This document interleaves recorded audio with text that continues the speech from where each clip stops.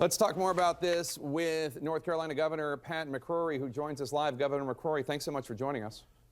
Thank you, Jake. I just want to let you know this actually really started in Houston, Texas, with a referendum, a local ordinance in Houston, which was a mandate on all private sector bathrooms brought up by the left, the Democrats. That was defeated by 61% of the vote about 6 months ago. Then it came to Charlotte, North Carolina, an ordinance which was passed, a bathroom bill by Democrats on all private sector employees in Charlotte. And then all we did was overturn that, very similar to the Houston voters. Our bathroom bill in North Carolina only applies to our schools, our universities, our government buildings, and highway rest stops. It is now the Obama administration that is demanding that they have bathroom policies, not just in North Carolina, but now gender-specific or gender identity bathrooms for every private sector company in the United States of America with over 15 employees. And that was determined Wednesday by the chief legal person. So, sir, take a listen to the Attorney General, Loretta Lynch, who had this to say earlier in the week. State-sanctioned discrimination never looks good and never works in hindsight. It was not so very long ago that states, including North Carolina, had other signs above restrooms, water fountains, and on public accommodations, keeping people out based on a distinction without a difference. Your response, sir?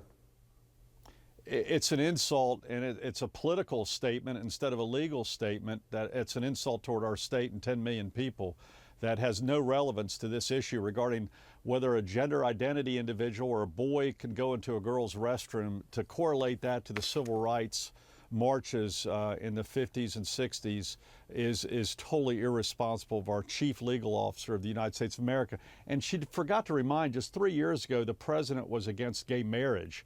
So I don't remember her lecturing her boss on that issue. So this is a very sensitive issue between privacy and equality. And all we're asking for is the courts to give clarification on what's right, and we'll follow the law. Before you signed this law, had there been any incidents in North Carolina in which transgender people's usage of a bathroom was a problem in any way? No, we didn't think there was a problem at all until the Democrats brought this up in Charlotte, North Carolina. We didn't need a bathroom law. We never have asked for a bathroom law. The Republicans have never discussed this. I've never discussed it in a campaign. It's the Democrats and the far left that have brought up this issue of needing bathroom laws. They brought up the law, but then you signed a law to overrule their law. But here's another question, sir. That's correct. I want to make that point. They made a mandate of bathroom laws on all private sector entities. That was Charlotte. And now the Justice Department has done the same thing for everyone. How do you plan on enforcing this on the ground at a public restroom? Any way we've been doing it before, trespassing matters. I don't know how the Charlotte ordinance actually had a fine regarding for the private sector, and I didn't know how the liberals were going to enforce that either, and that needed to be asked. I think this was an argument that we didn't need to have in this country or in our state, but this is an agenda by the far left, and for some reason the national media is saying the far right brought this up. I had no interest in this subject, but now that the Justice Department is basically making a civil rights claim that every private sector employer in the United States and every university in the United States must have gender expression or gender identity bathroom choices for individuals. And this is this is not just in bathrooms, this is in shower facilities and in locker rooms or changing rooms. Let's talk about schools and not universities. Let's talk about grade schools and high schools. As you may know, transgendered children have a very difficult time fitting in, being accepted. They have very high suicide rates. What are you telling the teachers at schools in North Carolina where, say, a 12-year-old who identifies as a girl, though her birth certificate said boy, what do you tell teachers about her if she's using the girls' bathroom? You're saying stop letting her use that bathroom?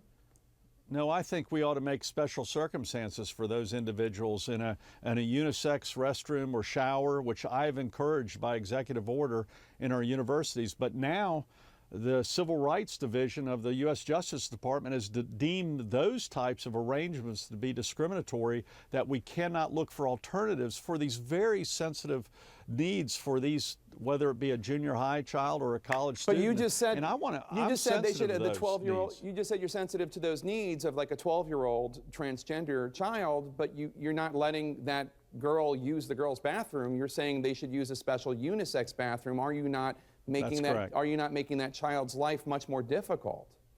I'm also worried about the other kids, that there's an expectation of privacy for the other girls or other boys in their junior high locker rooms or shower facilities, that the only other people coming into there are the people of that same gender, built as the same gender.